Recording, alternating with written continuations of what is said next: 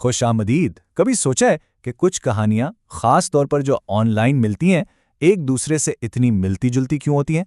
आज हम एक ऐसी ही दिलचस्प अलामत को समझने की कोशिश करेंगे जो बार बार हमारे सामने आती है, यानी तिरंगा लहंगा। ये सिर्फ एक लिबास नहीं है, इसके पीछे एक पूरी कहानी छुपी हुई है। तो सवाल ये है कि आखिर इस एक लिबास, इस तिरंगे लहंगे में ऐसी क्या खास बात है? ये इतनी सारी कहानियों में बार बार क्यों नजर आता है?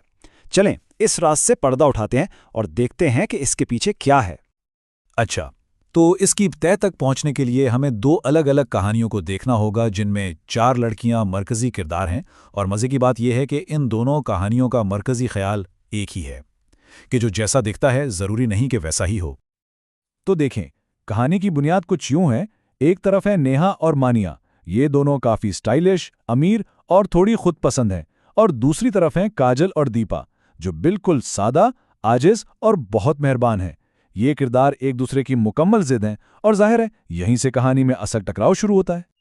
जरा नेहा का ये जुमला सुने, वो इतनी बोरिंग है, मैं उसके साथ नजर आकर अपनी इमेज खराब नहीं करना चाहती। ये अल्फाज इसकी सतही सोच को और अपनी ही बहन के लिए उसकी शर्मिंदगी को कितनी साफ साफ जाहिर करते हैं, है ना? और दूसरी कहानी में मानिया की तरफ से की गई तौहीन भी कुछ कम नहीं। दीपा के लिए ये जुमला सुनना कितना तकलीफदेह होगा, और यहीं से कहानी में तनाव और भी बढ़ जाता है। दोनों ही कहानियों में जो टेंशन है वो एक बड़े हिंदुस्तानी कौमी त्यौहार के दिन अपने उरूज पर पहुंच जाती है, और यही वो लम्हा है जहां चीजें एक बिल्कुल नया मोड़ लेती हैं। और ये कोई आम दिन नहीं होते। ये बहरान यौम जमहूरिया और यौम आज़ादी जैसे कौमी त्योहारों पर आते हैं। ये सिर्फ छुट्टियां नहीं हैं, बल्कि ये माहौल कहानी में आने वाले तिरंगे लहंगे की अलामत के लिए एक बहुत मजबूत बुनियाद फराहम करता है। काजल की शादी का दिन तो जैसे एक डरावने ख्वाब में ही बदल जाता है। सुबह 8 बजे से दोपहर 12 बजे तक हर गुजरता लम्हा उसकी परेशानी को बढ़ा रहा है।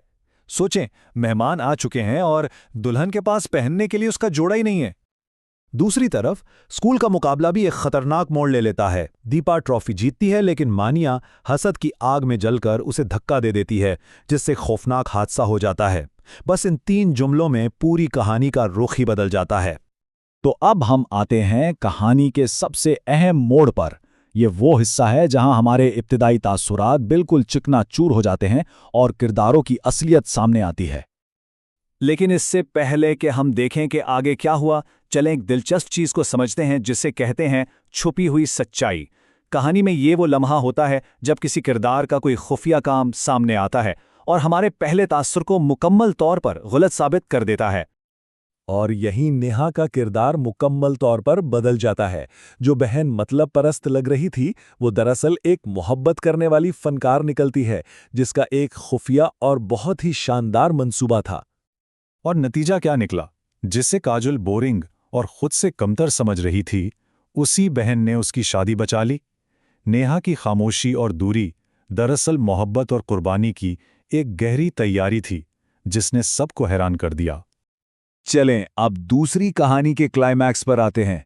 मानिया गिर चुकी है और एक बहुत बड़े खतरे में है। सबकी नजरें दीपा पर हैं। क्या वो इसे बचा पाएगी?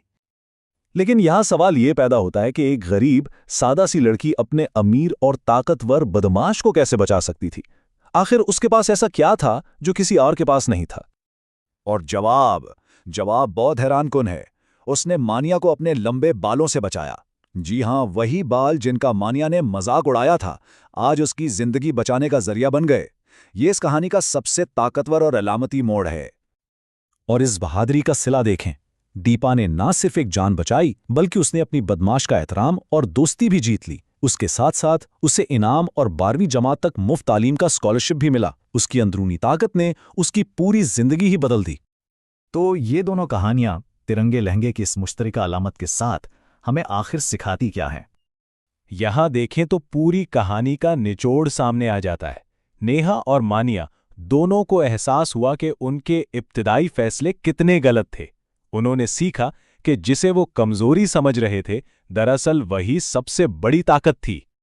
तो आखिर में ये दोनों कहानियां हमें एक ही सबक सिखाती हैं कि हकीकी कद्र ज़ाहिरी शक्लो सूरत में नहीं होती, बल्कि ये छिपी हुई मेहरबानी, खुफिया सलाहियतों और हिम्मत में होती है। असल खूबसूरती और ताकत हमेशा अंदर से ही आती है। और ये सब हमें एक सवाल के साथ छोड़ जाता है क्या ऐसा हो सकता है कि जो कहानियां हमें सबसे ज़्यादा सादा लगती हैं, दरअसल वही ज़िंदगी की सबसे गहरी और अहम सच्चाइयां रखती हों? इस पर ज़रूर सोचिएगा।